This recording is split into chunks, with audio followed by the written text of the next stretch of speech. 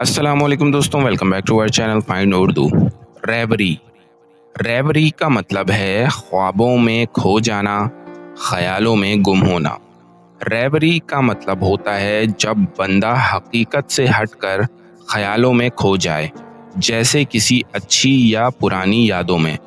इसे हम उर्दू में ख्वाब सुहाना या ख्यालों की दुनिया भी कह सकते हैं। He was lost in a reverie and didn't hear me call him.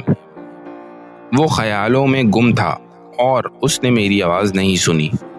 तो दोस्तों, रेवरी का मतलब है ख्यालों में खो जाना, जब बंदा अपनी सोच में इतना मसरूफ़ हो कि असलियत से दूर हो जाए। उम्मीद है अब आपको रेवरी का मतलब समझ में आ गया होगा। मिलते हैं नेक्स्ट वीडियो में। शुक्रिया।